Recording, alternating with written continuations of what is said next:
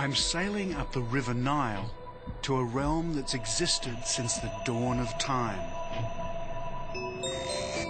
A place ruled by pharaohs, black pharaohs. But they weren't Egyptian. This is a forgotten African civilization which, like the Egyptians to the north, built temples and pyramids that would last 5,000 years.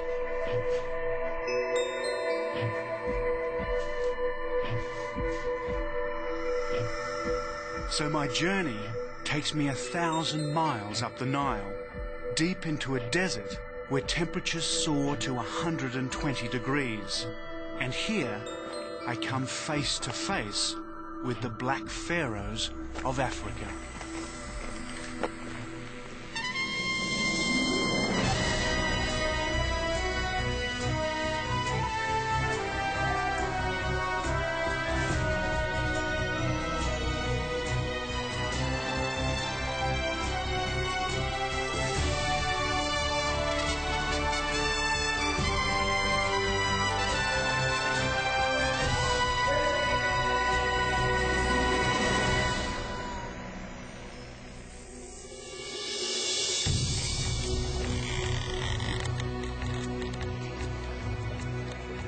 Hello, I'm David Adams, and this is the Sudan.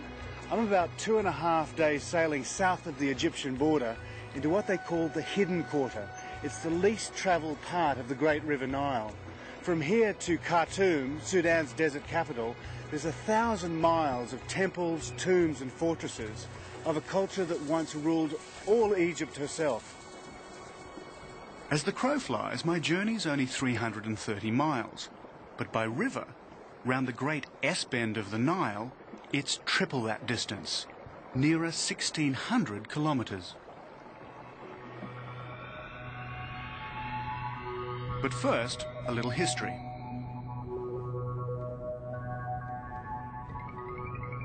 Nearly 3,000 years ago, in the 8th century BC, Shabaka, king of Nubia, conquered Egypt. His dynasty was to rule the Egyptian Empire for over a century, the 25th Nubian dynasty.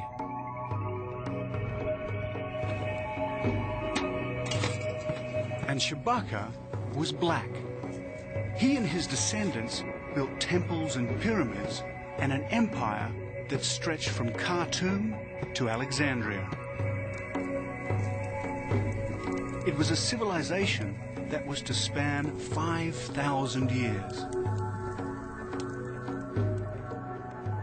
So to go back to the roots of this ancient African empire, I'm sailing up the Nile in the most traditional of ways. My crew is Nubian, direct descendants of those who fought for the black pharaohs. And I'm sailing on a felucca, a boat little changed in 3,000 years, ideally suited to what's a very user-friendly river. And what makes the Nile really navigable is that the flow goes one way towards Egypt and Alexandria, and the north wind goes the other towards Khartoum. So boats like this can navigate up and down the Nile at will. The Nile is Sudan's lifeline. 60% of its waters rise in the Ethiopian highlands and flood down the Blue Nile to bring nourishment to its fertile banks. But it's a very thin lifeline, a green strip extending only as far as the Nile waters can reach. Barely a mile from its banks are the scorching sands of the Nubian desert.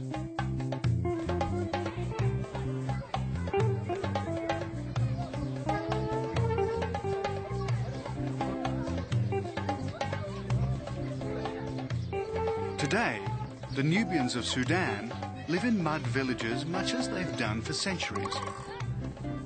And I never knew mud could be made so colourful. These walls have become a canvas on which to paint vivid geometric patterns.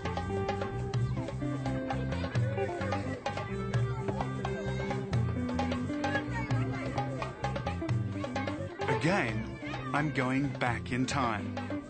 These villagers' ancestors would have once lived under the rule of the Black Pharaohs.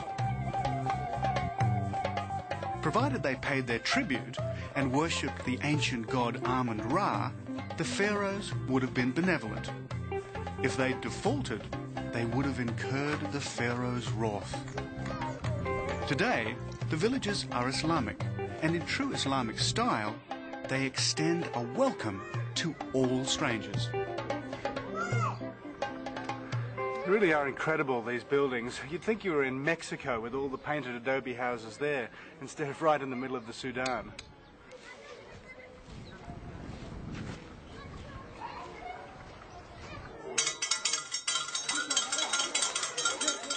School starts early in the Sudan, at 7 a.m. And as Westerners seldom pass this way, the school teacher grabs his opportunity. He wants me to tell his students about my home country, Australia. أشهر المدن في أستراليا مجاهد سيدني Sydney? Sydney. Yeah, that's where I come from, Sydney. قال بونس ثاني Do they know this one? Yes. This is the, okay, it's got big ears, okay, like that, and a very big tail. Yes.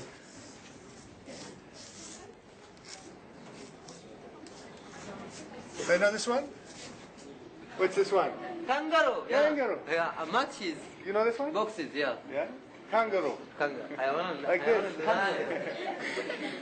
I wonder what would happen if I asked Western children to name an animal in the Sudan. I'd be even more amazed if they knew where it was. Thank you very much. Thank you, It was very good. But I must be on my way. Goodbye. Thank you. Ciao. It all seems so calm and peaceful here. But just across the river is an old fort.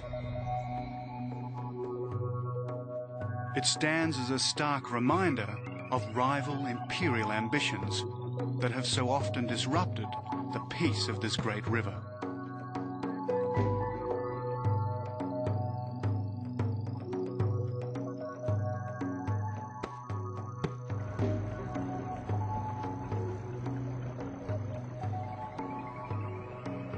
And here's another monument, a temple built by an Egyptian warrior, Amenhotep III, great-great-grandfather of Tutankhamun.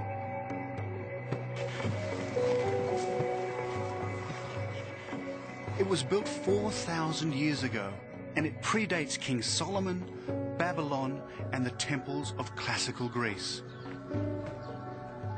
It was from temples like these that the Black Pharaohs drew their inspiration and founded their ancient African civilization.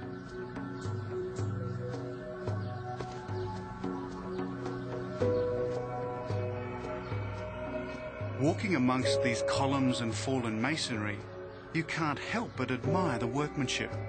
They're thousands of years old, yet it seems they were carved yesterday.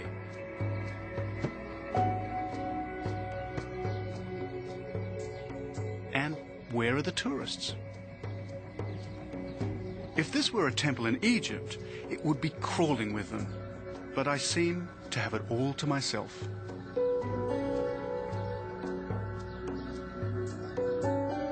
In Amenhotep's day, this was an imperial outpost marking what was to him the ends of the earth. Behind was Egypt, the known world. Beyond was Black Africa and the Nubian province of Kush.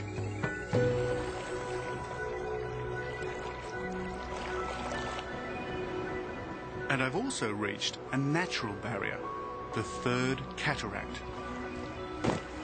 One of a series of impassable rapids that hinder all Nile travellers. My felucca can go no further.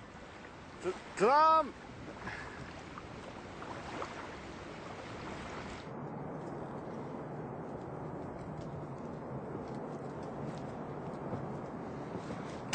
And as if to